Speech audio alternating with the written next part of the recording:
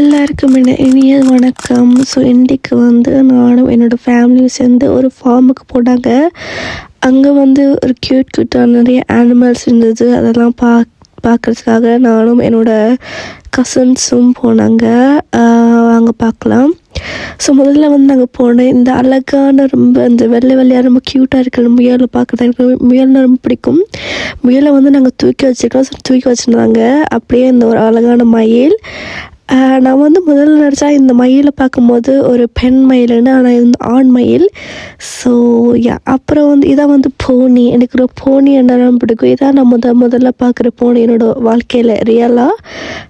அது சாப்பிட்டு கொண்டு இருந்தது. ஸோ அதனால் நான் கொஞ்சம் தடவி கொடுக்க பார்த்தா அதுக்கு பிடிக்கலைன்னு நினைக்கிறேன்.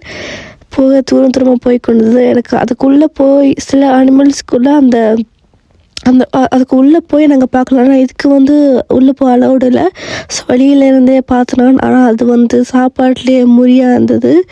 இருந்தாலும் எனக்கு அது ரொம்ப பிடிக்கும். எஸ்பெஷலி அந்த வெள்ளை அது பாட்டுக்கு இருந்தது. பிறகு வீட்டு நான் முகத்தை வாஷ் பண்ணிவிட்டு அப்படியே என்னோடய தங்கச்சியோட நான் வெளியே போனேன். ஏன்னா இந்த வெதரில் வீட்டில் இருக்கக்கூடாது, வெளியில் தான் இருக்கணும். ஏன்னா இங்கே சன் அடிக்கடி வராது, எப்போயாவது ஒருத்தர் வரும். அதனால் எப்போயாவது வர்றதுனால நம்ம அதை என்ஜாய் பண்ணணும். ஸோ நானும் என்னோடய தங்கச்சி சைக்கிள் ஓடினாங்க. எனக்கு சைக்கிள் இல்லை. என்னோட என்னோடய சைக்கிள் பழுதாயிட்டு. ஸோ புதுசு வாங்கணும்.